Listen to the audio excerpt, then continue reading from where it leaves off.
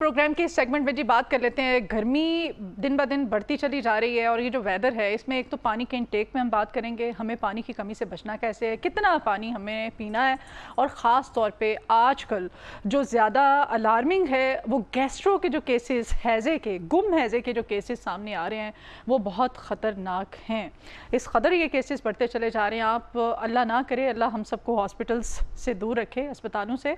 अगर खुदा न खासा कहीं जाना हो भी जाए किसी हॉस्पिटल में, सरकारी अस्पतालों में तो कोई सूरत हाल ही नहीं है, वहाँ पे तो अल्लाह किसी दुश्मन को भी ना लेके जाए, लेकिन आप वहाँ पे चले जाएं तो वार्ड्स वहाँ पर भरी पड़ी हैं कि गैस्ट्रो के पेशेंट्स, हैज़ा के वबा इस हद तक फैली हुई है। और फिर ईद कुर्बान भी आ रही है, तो ईद कुर्बान जब गर्मी में आती है, गोश्त हम लोग कुर्बानी जो है, वैसे तो अल्लाह पाक ने जो अजीम फरीज़ा एक हम पर ये अल्लाह की तरफ से है कि हमने कुर्बानी करनी है और उसका गोश्त तकसीम करना है, लेकिन ये भी एक अलमिये की बात है। मुसलमान होने के नाते मुझे इस पे कहना पड़ रहा है कि हम अपने फ्रीज़र भर लेते हैं, बजाय कि गरीबों में उस गोश्त को तकसीम करें, जिनका हिस्सा है, जिनका हक है, उन तक पहुंचाएं। वो खुद इतनी ज़्यादा गोश्तखोरी करते हैं, फ्रीज़ कर लेते हैं, और फिर वो बेजा खा खा के गोश्त और इस तरह की खुराकें, वो हम अब देखिएगा गैस्ट्रो के, हैज़े के ये वबा किस तरह फैलेगी और केसेस कितने ज़्यादा सामने आएंगे। तो इस तमाम तर सूरत हाल पे कि गर्मियों में, इस मौसम में हमने कौन सी ग़िज़ा हमारे स्टमक के लिए सेहतमंद है, पानी का इंटेक कितना करना है, इस पर बात करने के लिए आज हमारे साथ मारूफ शेफ़ हमज़ा शेख साहब हैं, माहिर ग़िज़ाइयत भी हैं। आपसे हम जानेंगे कि एक हेल्दी इंसान को किस तरह की डाइट आजकल के इस वेदर में लेनी चाहिए। हमज़ा भाई, वेलकम करते हैं आपको, कैसे हैं आप? मैं बिल्कुल ठीक ठाक, thank you so much for having me. और आपके साथ शो करके हमेशा मुझे बहुत खुशी मिलती है और बहुत सा कुछ सिखा के भी जाता हूँ और आप लोगों से सीखता भी हूँ। Thank you. हम आपको हमेशा इसीलिए बुलाते हैं कि हम भी कुछ सीख सके, अवेयरनेस के लिए सेगमेंट रखे होते हैं। बिल्कुल। वेदर ऐसा है, अभी सुबह जब ड्यूटी पे आई हूँ तो हमारा नीचे मेकअप टीम में एक बच्चा है, तो वो बेचारा इतना ज़्यादा परेशान था, रो रहा था कि उसका कज़न, और वो बिल्कुल यंग लड़का, उसने सिर्फ कल रात को तरबूज खाया है, उसको गैस्ट्रो हैज़ा हो गया, हैज़ा हुआ है। उस बच्चे को हॉस्पिटल ले गए हैं, सरकारी हॉस्पिटल में उसको क्रिटिकल उसकी हालत थी, उसको एमरजेंसी में भेजा है। एमरजेंसी से बच्चा वेंटिलेटर पे गया है, ठीक है, यंग बिल्कुल 25-26 साल का नौजवान। और अभी उस बच्चे का मुझे मैसेज आया और रो रहा था, वो कह रहा था, उसकी कॉल आई है, कहता है मैडम उसकी डेथ हो गई। Oh my God. और ये कोई एक केस नहीं है, और क्या उसने तरबूज खाया है। अच्छा, मैं आपको बताऊं, तरबूज से इतने ज्यादा केसेस नहीं, मैं आपको बताता हूँ, तरबूज alone could not be the reason. ठीक है, तरबूज को वैसे भी अब तरबूज से बहुत ज्यादा फर्टिलाइजर लगता है उसे कीड़े से बचाने के लिए, ठीक है। This could be the reason, one of the reasons. पर तरबूज और भी तो किसी ने खाया होगा ना घर पे। एक्चुअली प्रॉब्लम शुरू होती है, हम जो घर पे पानी इस्तेमाल करते हैं, जो हमारी टैंकियों में पानी होता है, स्पेशली जो ब्लू वाली टैंकियाँ हैं, उसके अंदर वो रिसाइकल्ड प्लास्टिक से बनी होती हैं, ठीक है, और केमिकल प्लास्टिक से बनी होती हैं मोस्ट ऑफ देम। वो फूड ग्रेड नहीं होती। उसके अंदर जब स्टोरेज होती है और स्टोरेज के साथ जो बैक्टीरिया डेवलप होता है वार्म ह्यूमिड एनवायरनमेंट में, और वो जब नालियों में से गंदी होता हुआ आता है हमारे उसमें, और अक्सर बच्चे जल्दी में एक्साइटमेंट में वो पी भी लेते हैं, उसकी चाय भी बना लेते हैं, और ऐसा भी बैक्टीरिया पाया गया है हमारे यहाँ पानी में जिसको आप आधा तक घंटा बॉइलिंग पॉइंट पे भी रखो तो वो न्यूट्रलाइज नहीं होता, ठीक है। सबसे पहले तो यहाँ से आपको पता है हेपेटाइटिस ए, ई, एफ, जी ये सिर्फ बने ही गंदे पानी से हैं। हाँ। जो हेपेटाइटिस ई है ये इतना फेटल है, हमारी फैमिली में भी 2 डेथ्स हो चुकी हुई हैं हेपेटाइटिस ई की वजह से, ठीक है। And it's very fatal in the mothers to be. उसमें तो आप सीधा ही बस आपकी टिकट ही कटती है अगर आपको हेपेटाइटिस ई हो गया है। तो सबसे पहले जो आप ये हैज़े वाली स्टोरी है ना, ये शुरू होती है गंदे पानी से, ठीक है। उसके अलावा जो एकदम एस्केलेशन आती है इन दी टेम्परेचर, जब देखें एकदम टेम्परेचर आपका 41 हो गया दोपहर में, ठीक है, या आप 38 पे चला गया है, तो जब आपकी बॉडी हीट अप होती है तो आपकी बॉडी में जो रेस्टिंग बैक्टीरिया, अब ये बड़ी टेक्निकल सी बात है, जो रेस्टिंग बैक्टीरिया एच फाइलोरी या कोई भी बैक्टीरिया जो आपका खाने के साथ, ज़्यादातर ठंडी चीज़ों के साथ ना, जो पकी नहीं होती, बाद में ठंडी होके सब फ्रूट चाट, दही बल्ले वगैरह, दही जो केमिकल वाला हम नॉर्मली लेते हैं दूध डेयरी की दुकानों से, या खुला दूध, ये सारा बैक्टीरिया आपकी बॉडी में जो रेस्ट कर रहा होता है ना, जब आपकी बॉडी के अंदर टेम्परेचर एस्केलेशन आती है वेदर हीट ज़्यादा होने की वजह से, तो वो रेस्टिंग बैक्टीरियाज एकदम एक्टिवेट हो जाते हैं। तो अक्सर लोगों की, बच्चों की, बड़ों की तबीयत ख़राब हो जाती है गर्मियों में। टाइफाइड, गैस्ट्रो, ठीक है, गैस्ट्रोएंटाइटिस जिस तरह आपने बताया है, और ये स्टमक इन्फेक्शंस और हैज़ा जो है आम जुबान में, ये शुरू हो जाता है। एक्सट्रीम गैस्ट्रिक इन्फेक्शंस, अभी आप देखें मैं बैठ के बात कर रहा हूँ 2 हफ्ते पहले मैं भी ये आईवी का अभी तक मेरे ये देखें लगा हुआ है। हाँ। तो मैं खुद आईवी पे रहा हूँ फॉर 3 डेज। 2,000 mg मुझे एक इतना स्ट्रॉन्ग एंटीबायोटिक लगता रहा है। ठीक है, मेरे कोलन में और लार्ज इंटेस्टाइन में इन्फेक्शन हुआ था। तो this can happen to anybody just because of कि हमारा जो सिस्टम है, जो हमारी चीज़ें हैं, जो हमारे पानी हैं, जो हमारी फूड स्टैंडर्ड्स हैं, जिन गत्तों में पैक किया जाता है, वो जिस ब्राउन कलर के डब्बे में पैक होता है, वो कौन कौन से कागज से रिसाइकल हुआ हुआ है, वो कहाँ, जितना हैंटा वायरस आया है। ठीक है, अब वो देखे ना उसकी कितनी, कोरोना से भी ज्यादा। हाँ, एंड इट्स नॉट ट्रीटेबल। ताउन एक बीमारी हुआ करती थी, याद है आपको? ये चूहों से पहले। एग्जैक्टली, ये उससे उसका सिस्टर वायरस है। ठीक है, तो इसमें ये सारा ये सिलसिला है कि आपने, हाँ, चूहों से फैलता है, चूहों से, हैंटा वायरस भी चूहों से फैलता है। तो अगर बेसिक लाहौर में हर घर में, और रेस्टोरेंट तो छोड़े आप, हाँ, बेकरीज फिर रहे होते हैं, बेकरीज। और मैं आपको बताऊं, हाँ, मैं आपको पता है कि मेरी 4 बड़े बहुत हाई प्रोफाइल ग्रोसरी स्टोर्स के अंदर 4 बेकरीज थी। हाँ। आपको याद होगा, मैंने 2024 में बंद की। One of the main reasons was कि जब सब कुछ बंद हो जाता था, वहाँ हमारे आयल थे बड़े बड़े, तो वहाँ इतना चूहा आता था कि सुबह 2 घंटे हमें चूहों की सफाई करने में लग जाते थे। तो आप इमेजिन कि आप ये मत सोचें कि आप बड़े स्टोर में जा रहे हैं या आप ऐसी जगह पे जा रहे हैं तो आप सिर्फ सेफ्टी की चीज़ों में आपको सब कुछ ऐसे मिलेगा। आपका बड़ा बुरा हाल हो जाएगा। आप लोग वहाँ पे फ्यूमिगेशन खाते हैं। एग्जैक्टली। तो ये सारी चीज़ें इस यहाँ से शुरू होती हैं। अब आगे साफ पानी को आपने आम पानी को एक नॉर्मल घर में आपने प्योरीफाई कैसे करना है? आप वो सही बता रहे थे, ब्लू टैंकी लाहौर में आप छत पे चढ़ जाएं, एग्जैक्टली, आपको हर दूसरी छत के ऊपर ब्लू टैंकी नजर आएगी। ठीक है, हम टैप वाटर से चाय भी बनाते हैं, खाने में भी वही डालते हैं, आटा भी उसी से गूंथते हैं। बिल्कुल ऐसे ही है। अब देखिए, मैं कहूँगा ना, उसका ढक्कन मुंह छोटा होता है टैंकी का।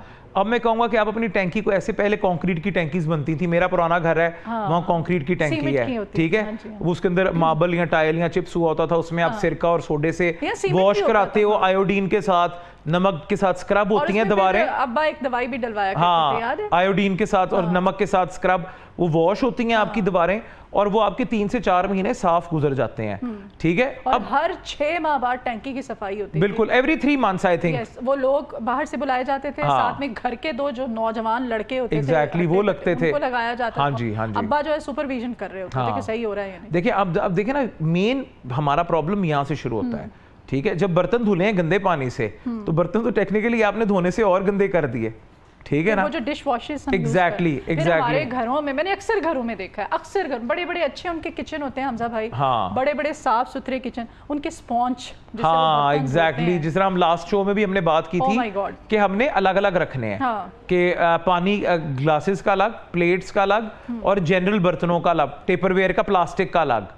तो वो स्पॉन्ज को आपने किस तरह धो के फिर उसको साफ करके उसको ड्राई होने के लिए exactly. हर डिश वॉश के बाद। मैंने देखा खवातीन वो साबुन वाला जो बर्तन होता है उसी के अंदर उसको फेंक देती हैं साबुन। हर चीज आप नॉर्मल किसी, आप जाओ घर पे जहाँ खवातीन इतनी सलीकामंद नहीं होती, तो आप पानी पियो तो पानी में से आपको कद्दू गोश्त की भी खुशबू आ रही होती है, स्मेल आ रही होती है। चाय पी ले, आपको दूध में खरबूजे का टेस्ट आ रहा है। हाँ, वही वो अभी हम आएंगे ना इस टॉपिक पे कि हमने अपने रेफ्रिजरेशन कैसे उसको सही से रखनी है। अच्छा, तो पानी के इनटेक की आप बात कर रहे थे। अच्छा देखिए, अब जिस तरह लोग कहते हैं जी एकदम आप गर्मियाँ आ गई, जूसेस पे आ जाएं, तरबूज का जूस पिए, मशरूब पिए बाहर।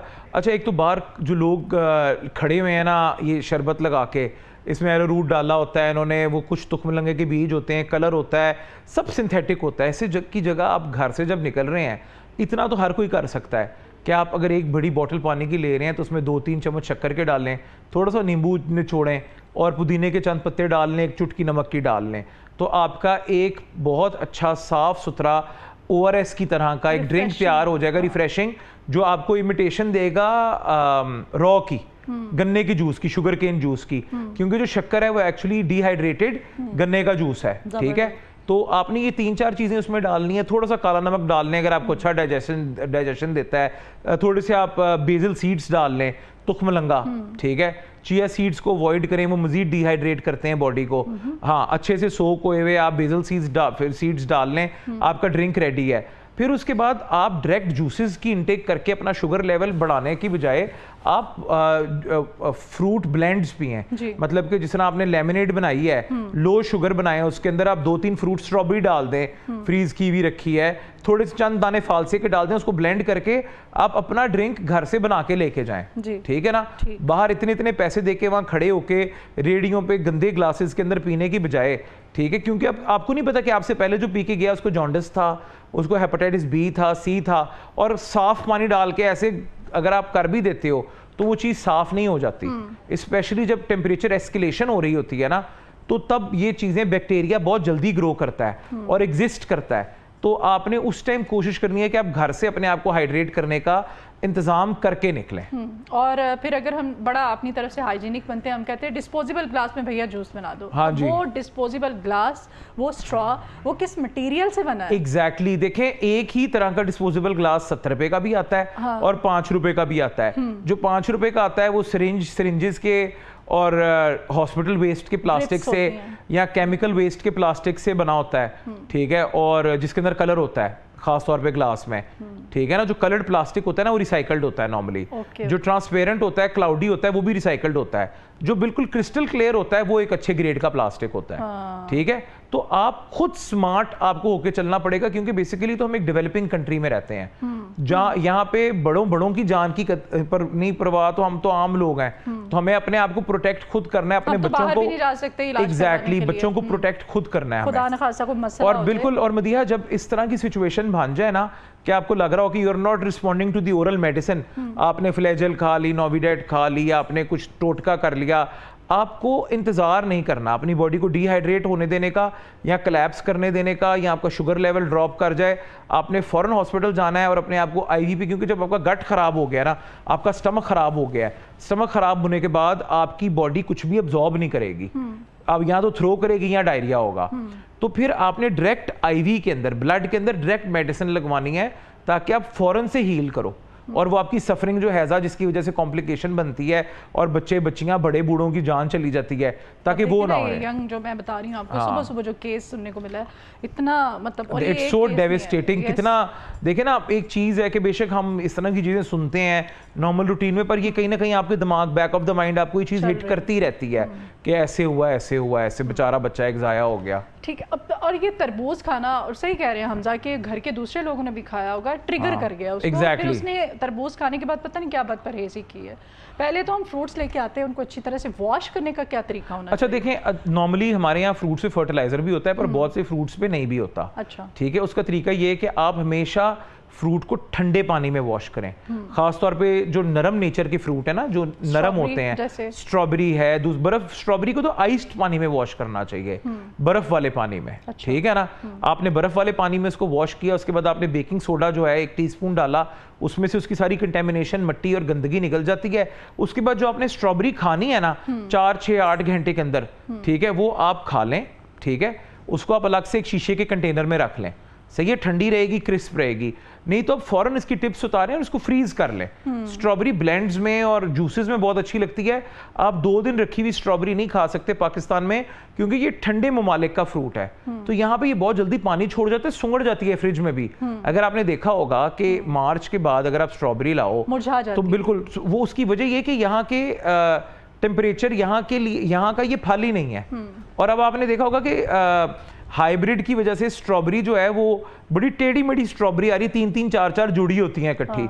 तो वो क्या हो रहा है कि हमने एक ऐसी एक सस्ती सीड इस्तेमाल हो रही है यहाँ पे जो हाइब्रिड है, जो जेंडर न्यूट्रल, स्ट्रॉबेरी में जेंडर होता है मेल फीमेल। अच्छा। तो वो जेंडर न्यूट्रल किस्म की वो 3-3, 4-4 मुंह जो जुड़े स्ट्रॉबेरी आ रही है, उसकी वजह ये जो तिकोन खूबसूरत स्ट्रॉबेरी है वो सिलसिला ही खत्म हो गया। हाँ, और ये जो जुड़े हुए फ्रूट्स हैं, ये मैंने एक वीडियो देखी थी, उसमें एक डॉक्टर बता रहा था, अब वीडियोस भी सोशल मीडिया पता नहीं कौन सी सही है कौन सी फेक है, क्या कहा जा रहा है, उसमें डॉक्टर बता रहा था कि ये स्ट्रॉबेरी आपने नहीं खानी है खुदा, और प्रेग्नेंट जो खवातीन होती हैं उन्होंने बिल्कुल भी नहीं, बिल्कुल मॉडिफिकेशन से ये बनी हुई है ना चीजें। तो आपने खुद अपना लाइन एंड लेंथ मेजर करना है। सुबह एक वीडियो मैंने देखी है और वो डॉक्टर जो है मुझे बता रहे, फिर मैंने अपने एक डॉक्टर है फ्रेंड, उनको वीडियो शेयर की और मैंने उनसे पूछा, आप जब भी कोई फ्रूट लेके आए घर में, उसके ऊपर अगर करीब 2 होल हैं, तो दैट्स मीन कि वो स्नेक बाइट है। It could be a bite of any other animal too. तो वो फ्रूट हम क्या करते हैं घरों में, मोस्टली वो उसको काट लेते हैं और बाकी हिस्सा उसको इस्तेमाल कर लेते हैं चाट में, जूस में, शेक में। बिल्कुल, वो आपने नहीं खाना है। वो चूहा भी बाइट करता है फ्रूट को। तो देखिए, चूहे की वजह से भी जिस तरह एक वायरस एस्केलेशन में आ रहा है, तो you have to be very careful, ठीक है, कि चूहा ये ना हो ना एक चूहा आपकी पूरी फैमिली की जान ले जाए। तो आप जब आम स्टोर से या आम जगहों से आप जाके खुले मसाले लेते हैं, चीज़ें लेते हैं, तो आप ये देखें कि उन जिन जगहों पे वो स्टोर किए गए हैं उन जगहों पे आटा, वहाँ पे चूहा आता है, एक्सक्रीशंस करता है। ये चूहों के एक्सक्रीशन से ही एंटावायरस आया है। चूहों के जो फ्यूम्स होते हैं ना यूरिन के और दूसरी चीज़ों के, वहीं से ये वायरस बना है। तो आपने बड़ा इस चीज़ का ख्याल रखना है। अब कितना आप घर में अब आटा तो नहीं बना सकते। हाँ एग्जैक्टली। अब मसाले आप कितने घर कितना में कर लेंगे, पीस सकते हैं। हाँ। अल्टीमेटली हमने वो बने बनाए मार्केट से चीज़ें लेके आनी है। किस किस चीज़ से बचना है? ट्रू दैट, बिल्कुल ठीक है ना। अच्छा, गर्मी फिर हम लोग इस वेदर के अंदर खाना हमें कितनी क्वांटिटी में किस तरह से लेना चाहिए, कितना खाना खाना चाहिए, ठीक है ना, बड़ा ख्याल करना पड़ता है। देखिए मदीहा, अब आगे आ रही है ईद। हाँ। ईद पे लोग हो जाते हैं क्रेजी, ठीक है, हाँ पागल हो जाते हैं। क्रेजी बड़ा एक डिसेंट सा एक वो थोड़ा मुझे लग रहा था। अच्छा मैं आपको बताता हूँ। अबल तो वो जो गोश्त होता है मैंने अक्सर घरों में देखा है वो फ्रीजर में ही जाता है, वो जिनका हिस्सा होता है उन तक नहीं पहुंचता। ये सबसे बड़ी गलत। अभी हमारा एक दोस्त है, वो हो सकता है ये शो देखे भी, वो स्पेशली ना करें, मुझे भी एक दोस्त रान भिजवाता है। अच्छा सुने, तो वो पिछली ईद की होती है। अब जो बकरियों की प्राइसेस हो गई है ना, उसने पिछले साल ना मुर्गी की रान आएगी। उसने पिछले साल माशाल्लाह 4 बकरों की कुर्बानी की, और उसके बाद मुझे लगता है कि वो सारे वो एक फ्रीज़र लाया और वो सारे बकरे उसके फ्रीज़र में चले गए, ठीक है ना। तो वो अब लोग ऐसे करते हैं, पूरा पूरा बकरा अपना जानवर फ्रीज कर लेते हैं।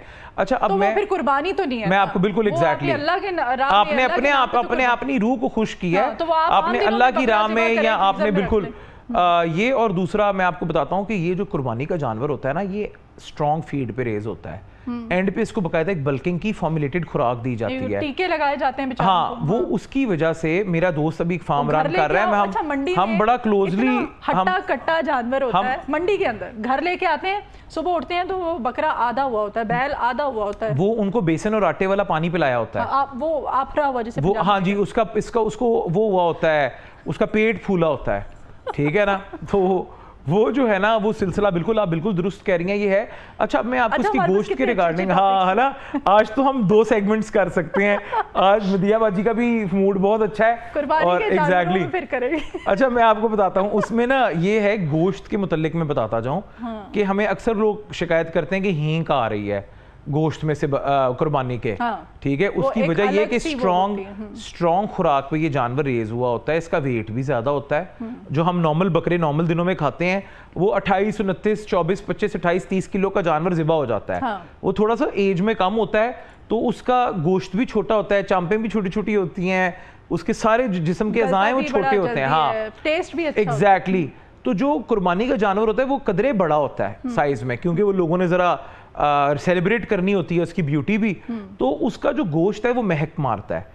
और नॉर्मली जब हम गोश्त खरीदने जाते हैं वो काफ़ी देर तक लटका रहता है, उसको पानी लगाया जाता है, पानी लगाने के बाद उसको बार बार वॉश किया जाता है ताकि वो उसमें से सारा गोश्त, खून, हर चीज़ निकल जाए। अब यहाँ कसाई क्या करते हैं, आधे तो काठे कसाई होते हैं, आधे नहीं 70% काठे कसाई, जिनको बस ये सीजनल कसाई, हाँ जो मर्डरर्स होते हैं जिनको ज़िबा करना भी नहीं आता, ठीक है ना।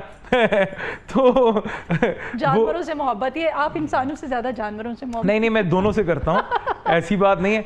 अच्छा देखिए, उनको ज़िबा भी नहीं करना आता, अच्छा। ठीक है, बकरा वो उतारा उन्होंने जी, एक दिन में 20 बकरे करने हैं, ठीक है, उनका सीजन है, उन्होंने दिहाड़ी लगानी है, सही है, तो वो जल्दी से उतारेंगे, जितना खून निकल गया लटकाएंगे, फौरन उसको डी स्किन करेंगे, उसकी खाल उतारेंगे, फिर उसके बाद फौरन उसको टेढ़ा मेढ़ा गोश्त को जैसे भी बना के निकल जाएंगे। आप अपने कसाई को थोड़े पैसे ज़्यादा दें ताकि वो आपका काम अच्छे से करके जाए।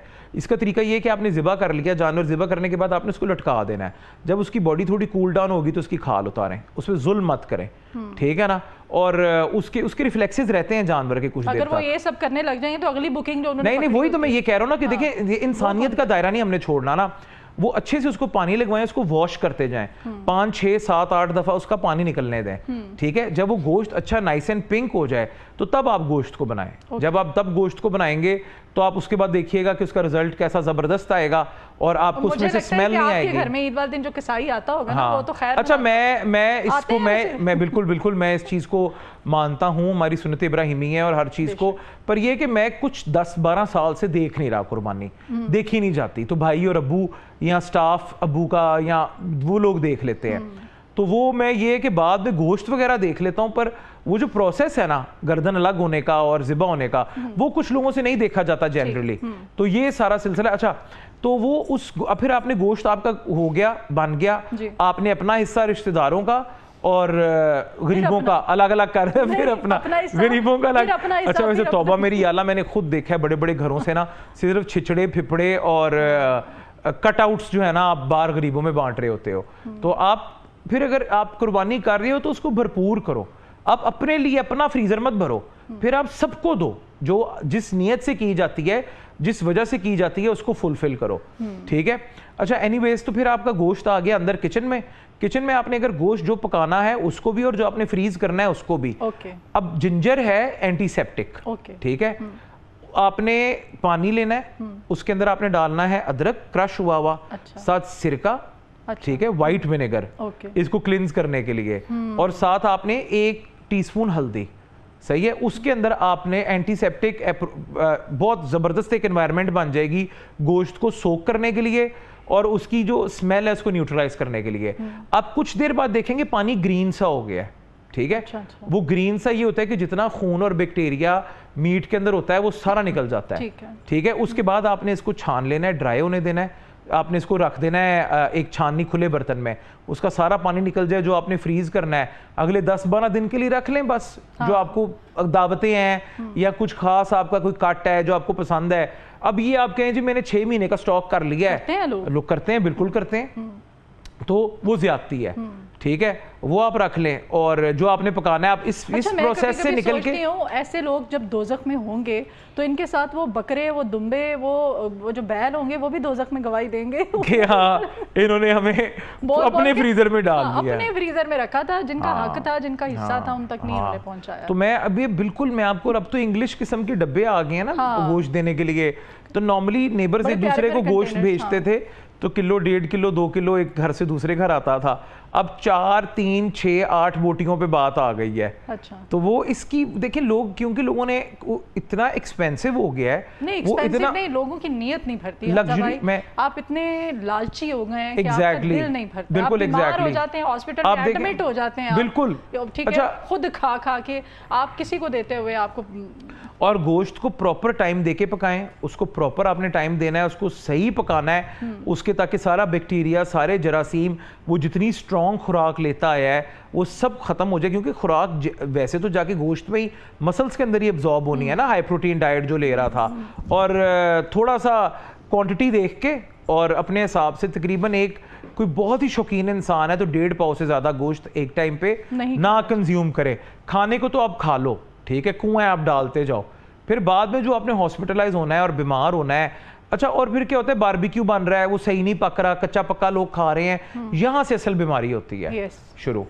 तो आपने प्रॉपर कुक्ड मीट, और जहां पे आपने मीट को प्रोसेस किया है, जिन बर्तनों में, जिन ट्रेज में, उनको बाद में आपने वॉश करना है, आपने उनके ऊपर डायरेक्ट अपना जो पकाना भी है कढ़ाई का सामान, टमाटर वगैरह, प्याज काट के नहीं कुकिंग शुरू कर देनी, वहां जो उसके जो बैक्टीरियाज हैं जो मीट के, जिसके अंदर एच फाइलोरी एग्जैक्टली, वो आपने पूरा डिसइंफेक्ट करना है, ठीक है ना। वो मीट बहुत डेंजरस वायरस छोड़ के जाता है जो हैजे में और गट इन्फेक्शंस में बहुत ज्यादा ऐड करता है।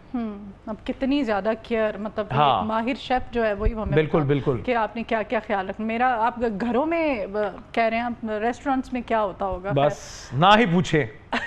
अच्छा, अगर किसी शख्स को कोई हो जाती है, घर में प्रॉब्लम हो जाती है, लेट नाइट हो जाता है समटाइम प्रॉब्लम, किसी को गैस्ट्रो की प्रॉब्लम हो गई है या उसको बदहज़मी हो गई है, तो ऐसे में हमें घर पे फौरी तौर पे क्या करना चाहिए? देखिए, थोड़ा रिलीफ मिल जाए। मैं मेडिकेशन नहीं बता सकता on air, because I don't have the qualification to tell that. मैं आपको बताता हूँ, आप उस सौंफ और इलायची वाला पानी पुदीने के साथ बना लें, उसको आपने गर्म खोलता हुआ नहीं पीना, उसको रूम टेम्परेचर पे लाके इसको इस्तेमाल करें, ठीक है। अगर आप खौलता हुआ गर्म पानी पिएंगे, कहवा पिएंगे, तो वो आपके हाइड्रोक्लोरिक एसिड को और एक्टिवेट करेगा, इन्फेक्शन को मजीद ख़राब करेगा। तो आपने रूम टेम्परेचर पे लाके वो सौंफ वाला पानी पीते जाएं, या बर्फ़ डाल के, बेशक साफ़ पानी की बर्फ़ डाल के उसको साथ साथ आप कंज्यूम करने की कोशिश करें। फिर वो वही वाला सेगमेंट, जिस फ्रीज़र में आपने गोश्त फ्रीज किया हुआ है, वहाँ पे आपने वो स्ट्रॉबेरी, आप फ्रूट कह रहे थे, सब्जियाँ, आपने पुराने सालन, आपने तो वहीं पे आपने बर्फ भी अपनी, आपने जब भी आपने अपना गोश्त फ्रीज करना है तो आप मेक श्योर कि आप उसको अच्छे से सील करें, शॉपिंग बैग के अंदर, प्लास्टिक के, या आप उसको किसी शीशे के डब्बे के अंदर या कंटेनर्स के अंदर, और फिर आप उसको फ्रीज करें।